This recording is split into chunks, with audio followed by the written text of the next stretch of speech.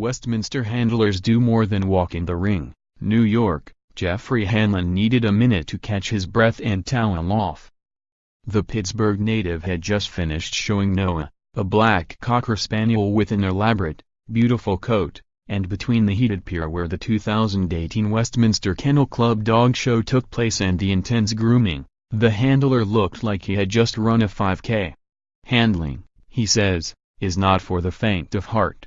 What's more, walking in the ring is only a minuscule percentage of what goes into life as a dog handler. There's training and working with the dogs day to day before taking them to competitions, making sure their coats stay beautiful in the process, and the grueling schedule that could mean a different show every weekend. It's quite a workout. There's all this equipment, says Angela Lloyd, who handled Hickory the Scottish Deerhound all the way to a best-in-show win in 2011.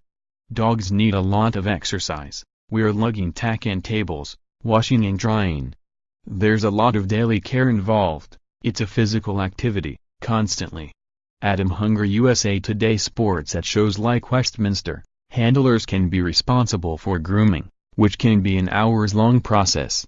If they're handling multiple canine contenders, they might dash from one area to another in a matter of minutes.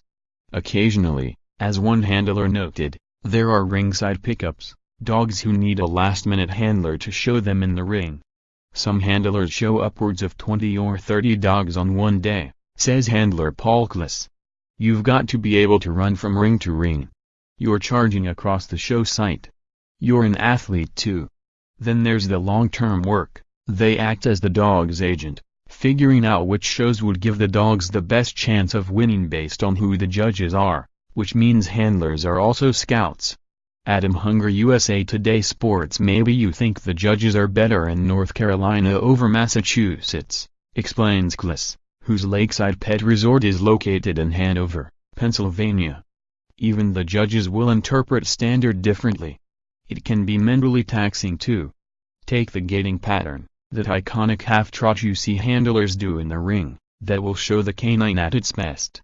It's different for every dog and changes from breed to breed. You have to be able to feel the rhythm of the dog, says Lloyd. You look at the foot timing and see what's best. It depends on the dog. They're all individuals, they all do something a little different. And how about all those suits? That's an investment. Hanlin reports he buys 5 to 10 of them every 8 months, partially because he'll ruin a few at outdoor shows in the rain. Colorado-based handler Catherine Wallace says she has hundreds of business-appropriate suits and shops on eBay to expand her show wardrobe. The rewards can be lucrative. Kliss says it's possible to make 6 figures, and Wallace, who traveled to Westminster with just one dog, notes that there's some flexibility. That's the great thing about this business, she says. We have that freedom to choose if we want to make more. We can take on more dogs and come to more shows. Adam Hunger USA Today Sports. But none of that is the focus when it comes to handling. Good handlers have to care and condition the animals, says Adam Bernardine, who learned the craft from his sister in Connecticut. That's the most important thing. Just know how to react with them, know what they do and don't like, all that stuff is important. The secret? It's actually pretty simple. Be patient and love the dogs, let them love you, says Lloyd, and everything works. More. See 17-year-old Chloe Kim's stunning gold-winning half-pipe runs at the Winter Olympics. U.S. figure skaters' perfect retort to sports reporter who says figure skating isn't a sport. Watch 17-year-old Red Gerard win gold with thrilling final run in slopestyle. Danica Patrick shows off impressive handstand walk down Daytona Beach. Why Adam Rippon scored worse than skaters who fell at the Winter Olympics.